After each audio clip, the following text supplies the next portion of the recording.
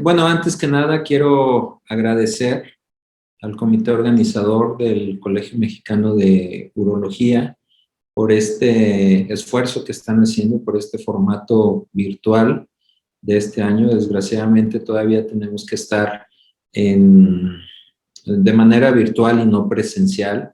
Yo espero que ya el año que entra ya podamos estar de manera presencial, porque siempre es importante en este tipo de foros el interactuar unos con otros. Si bien es cierto, de esta manera podemos llevarnos a lo mejor los tópicos un poquito más en forma, yo siempre creo que el estar platicando directamente con las personas, con los amigos, con los colegas es muy, muy importante. Y bueno, agradecer también al doctor Giordano por la atenta invitación que me hizo. Y bueno, yo cuando él me contactó, la verdad es de que me preguntó y se me hizo importante a mí el tema del tratamiento de la litiasis en los niños, el tratamiento actual, porque si bien es cierto que este es un foro de urólogos, es importante también ver qué es lo que estamos haciendo, qué se está haciendo a nivel mundial y ver si es que realmente nosotros vamos en esa tendencia al movimiento mundial de la litiasis, ya que es un tema que ya veremos un poquito más adelante, está presentándose con una frecuencia muchísimo más alta. Entonces, bueno, mi nombre es Gildardo Manso Pérez, yo trabajo en León, Guanajuato. Este es el hospital donde yo laboro, es el Hospital Regional de Alta Especialidad del Bajío. Tenemos la fortuna de que es un hospital federal y que atendemos a pacientes de prácticamente toda la región del Bajío. Atendemos pacientes de Querétaro, atendemos pacientes de San Luis Potosí, de Michoacán, los mismos de Guanajuato y una zona de Jalisco. ¿Verdad? Entonces tenemos la oportunidad de que a nuestro hospital llegan a veces a patologías con cierta frecuencia que en un momento dado no se pueden resolver en su unidad de origen.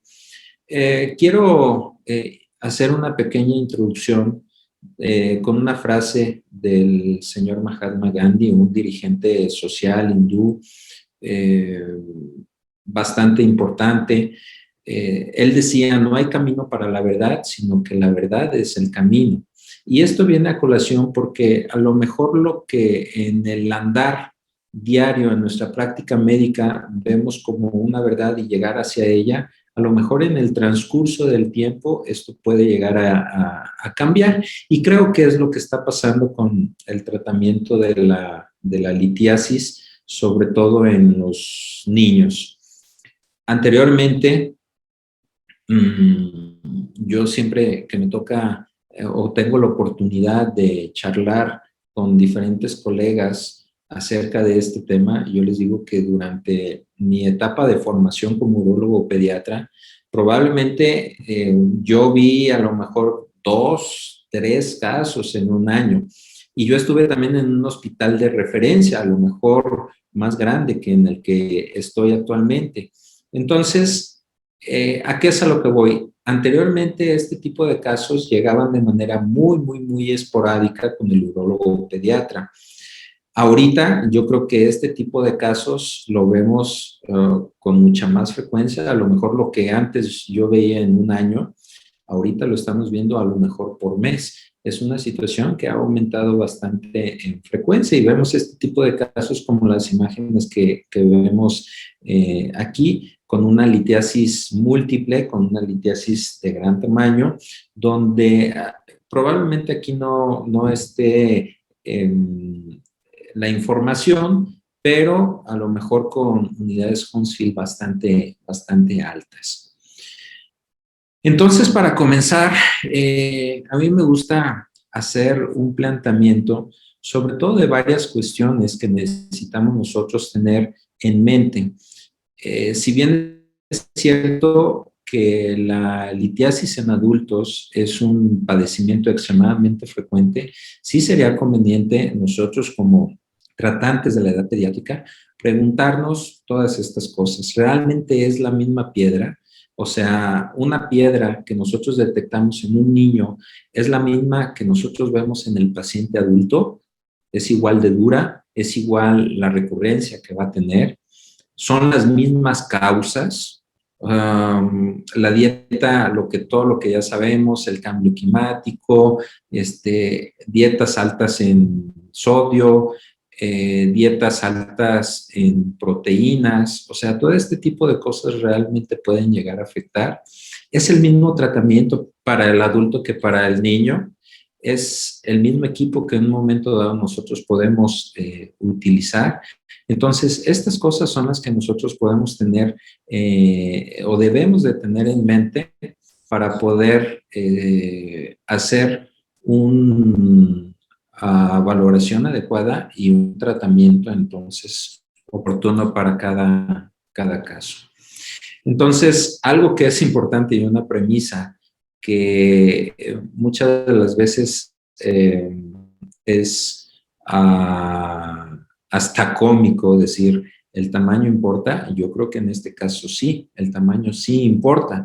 No va a ser lo mismo que nosotros tratemos una piedra en un riñón que mide 12 centímetros de longitud que uno que tiene a lo mejor 6 o 7 a lo mucho.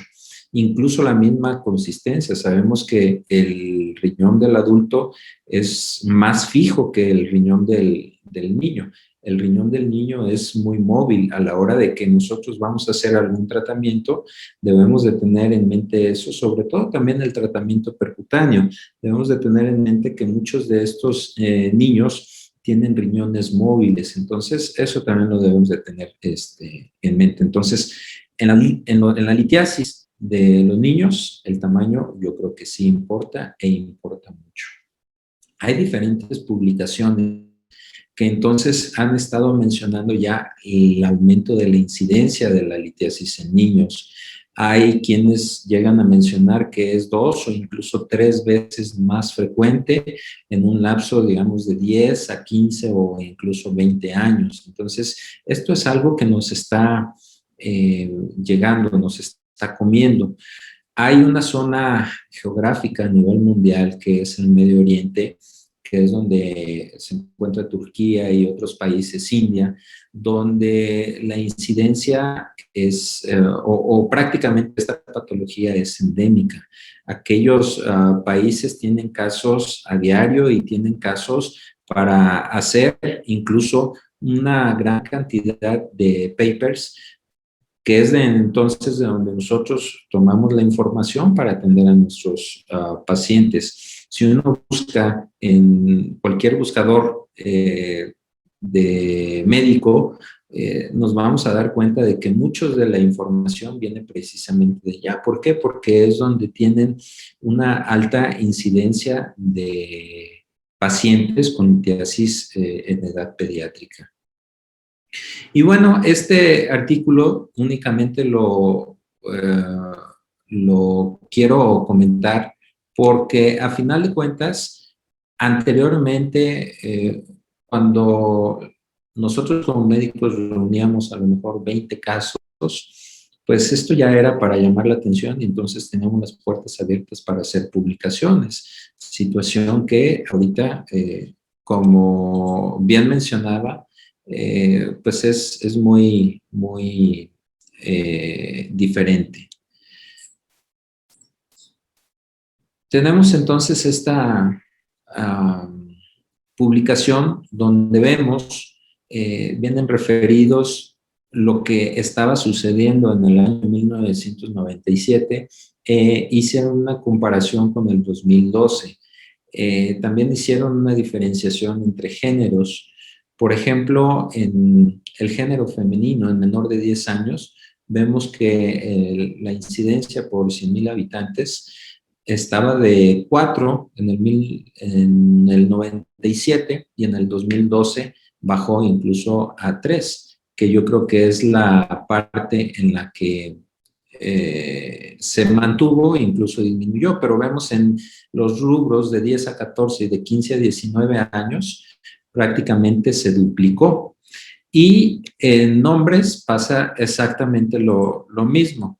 Sí se duplicó en la edad de menores de 10 años y también se duplicó en la edad de 10 a 14 y de 15 a 19 años.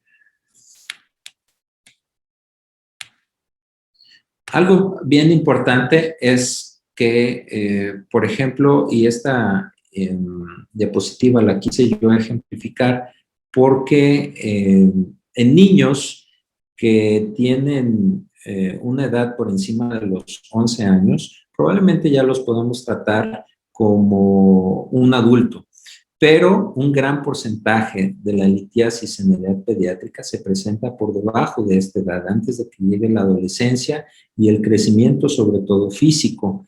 Pero cabe mencionar que muchos de ellos también tienen o se presentan en edad incluso de menos de 5 años, donde ahí sí el equipo que nosotros podemos utilizar para el tratamiento de estos niños, pues entonces ya se ve ahora sí muy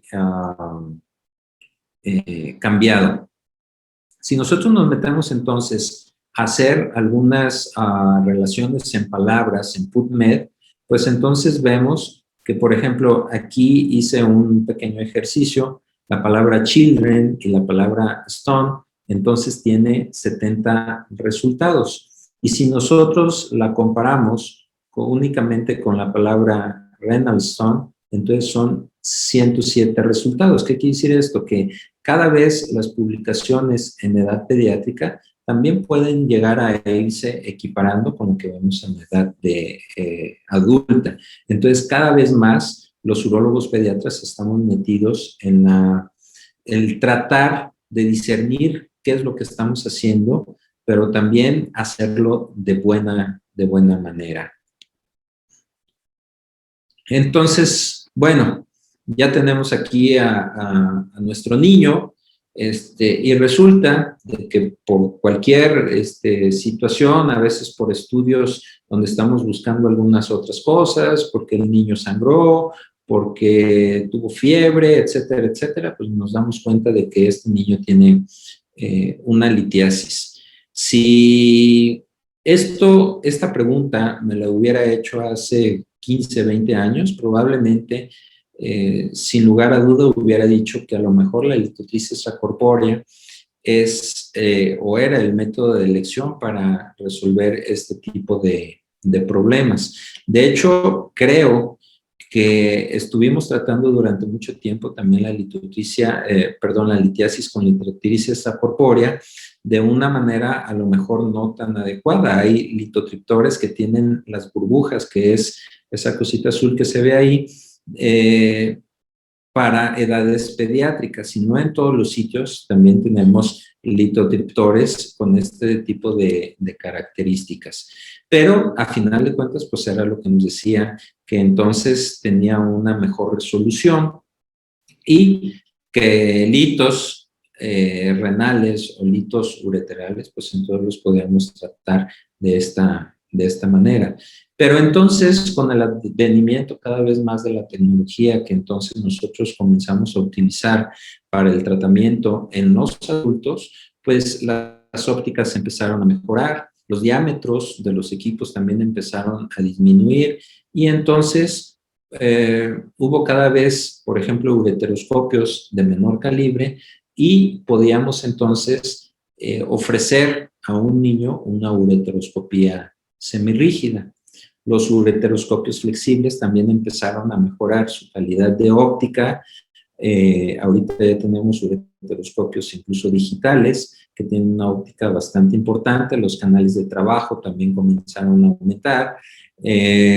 Las fibras de los láser comenzaron a mejorar. Ahorita tenemos láseres de alta potencia y entonces todo esto hizo que también se abriera una ventana para el tratamiento de la litiasis en los niños. Y el paso, yo creo que más grande, es la cirugía percutánea. Si bien la cirugía percutánea convencional tiene calibres bastante amplios, estamos hablando del 24 al 30, en la edad pediátrica podemos llegar a utilizar calibres 14. la llamada mini PET. Entonces, esto es también un dato que debemos de tomar en cuenta a la hora de que nosotros hacemos también la valoración de nuestro niño y entonces podemos ofrecer este tipo de tratamiento.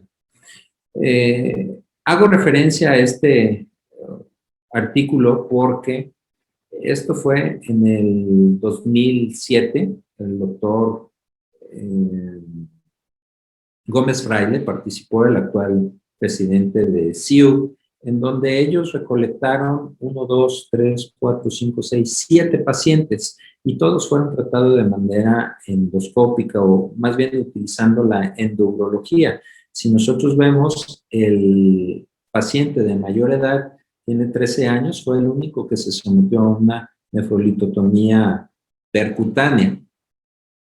El de 13 años, que digamos ya de 13 años, probablemente ya el tratamiento es igual al que nosotros podemos ofrecer en un adulto. Pero lo que llama la atención aquí es la edad del paciente menor, que tiene 2.5 años, que si bien se le realizó una ureteroscopía, la piedra estaba en el uréter distal.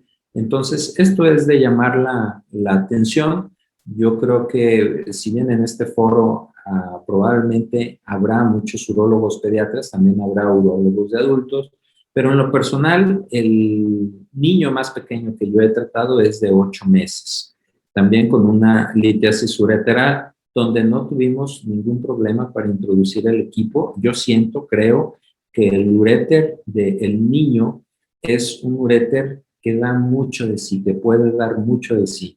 Es muy complaciente con el equipo. Es importante siempre que cuando nos encontremos con un uréter que no es complaciente, pues a lo mejor colocar un catéter doble J y a lo mejor entrar en un segundo tiempo. La litotripsia extracorpórea también se intentó llevar a cabo en casos donde a lo mejor las características no eran las ideales, pero en los niños se vio que tenían una alta incidencia de un stone free de hasta un 85%, que esto no se ve en los adultos, es una gran diferencia que se ve en los niños. Entonces, por estas situaciones tan buenas que se ven en la litotripsia es que al principio se comenzó a manejar como el tratamiento de elección. En este caso, en el Postrol Children's Hospital, 412 niños intentaron hacer un sistema de score, en el cual, si ustedes ven aquí, el tratamiento de Stone Free en una sola sesión, en un score bajo, era de 76%, o sea, es lo más que ellos podían ofrecer en cálculos donde tenían características que a lo mejor sí les iban a ofrecer el mejor resultado.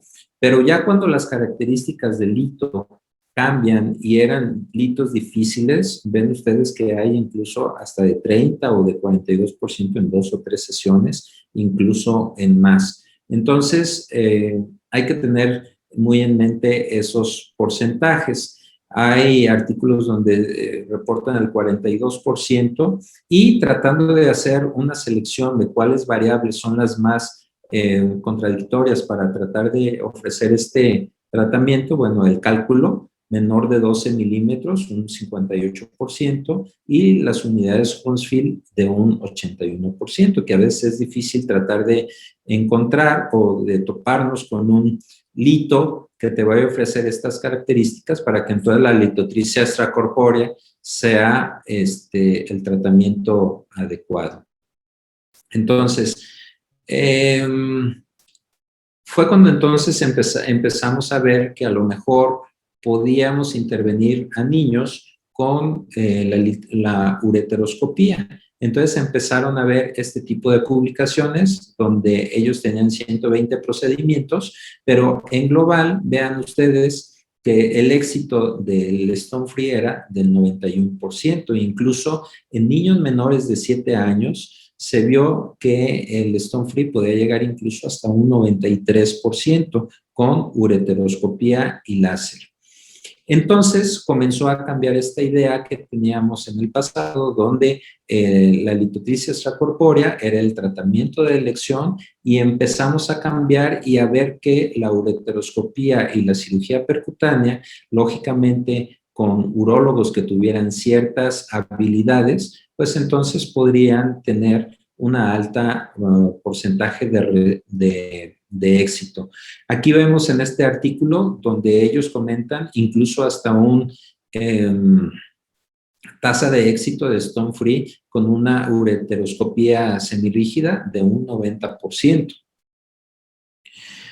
Y bueno, ya que entramos en la ureteroscopía, entonces damos el salto a la cirugía percutánea, donde hay documentos que nos hablan del 81 y el 79% de tasa de éxito.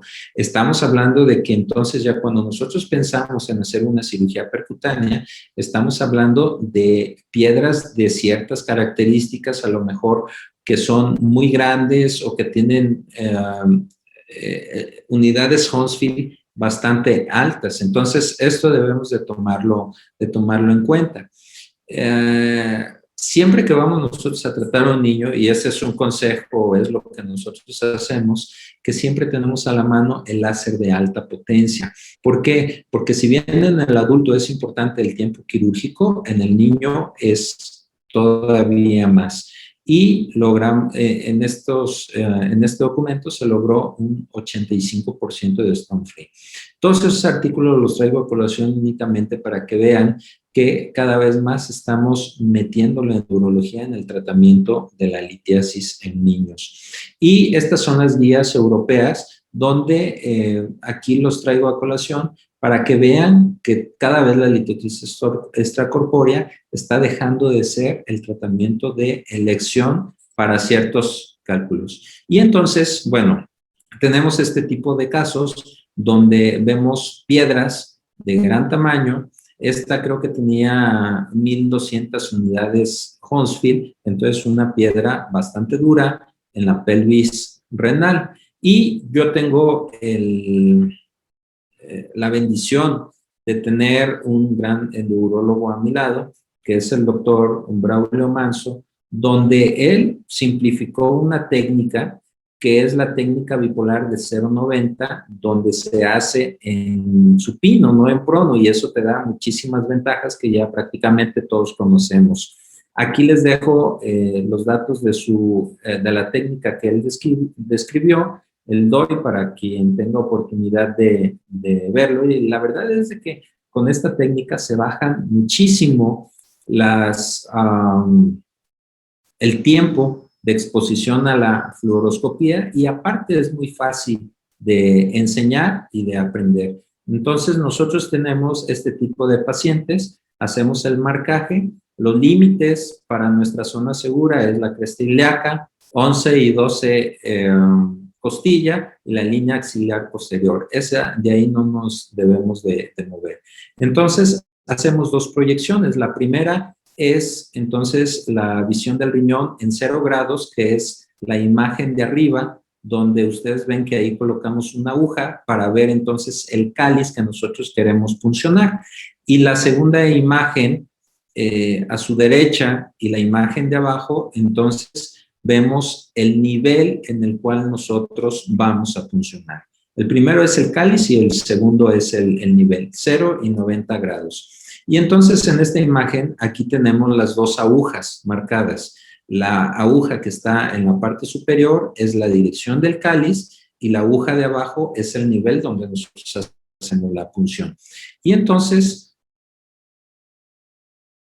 ahí tienen, donde obtenemos prácticamente orina, y entonces empezamos a trabajar, y lo que vemos ahí es cómo trabajamos la piedra con un láser de alta potencia. Como yo les comentaba, es importante tener este tipo de equipo porque a final de cuentas esto nos va a ahorrar tiempo durante el procedimiento quirúrgico. No es lo mismo que nosotros duremos en un niño trabajando una piedra de 2, 3 centímetros, a lo mejor 2 horas, 3 horas, que duremos trabajando a lo mejor 40 minutos. Si ustedes ven la incisión, el sitio de la incisión, es muy pequeño. Regularmente nosotros no colocamos suturas, sino únicamente colocamos vendoletes.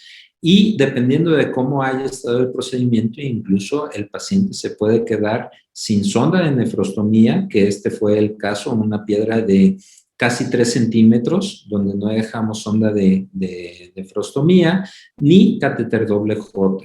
Únicamente dejamos una sonda de Foley.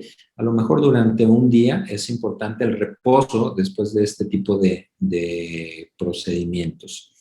Y bueno, pues realmente honor a quien honor merece. Yo creo que este tipo de procedimientos, siempre y cuando uno tenga el respaldo de gente experta en este tipo de problemáticas de salud, pues siempre es importante, pero es algo que nosotros como urólogos pediatras, pues debemos de comenzar a adentrarnos. A veces el endourologo, el que se hace cirugía percutánea, a veces le da miedo tratar niños, pero también al urólogo pediatra nos da miedo hacer un procedimiento percutáneo endourológico y más cuando no tenemos la suficiente experiencia para realizarlo. Entonces, el doctor, mi hermano, el doctor Braulio Manso, y más con la técnica que yo les sigo sugiriendo, échense un clavado a ver el artículo, realmente es muy fácil la técnica y la verdad es de que es muy reproducible y también es muy fácil de enseñar. Entonces, algunas conclusiones, sobre todo para llevar a casa la litotricia extracorpórea.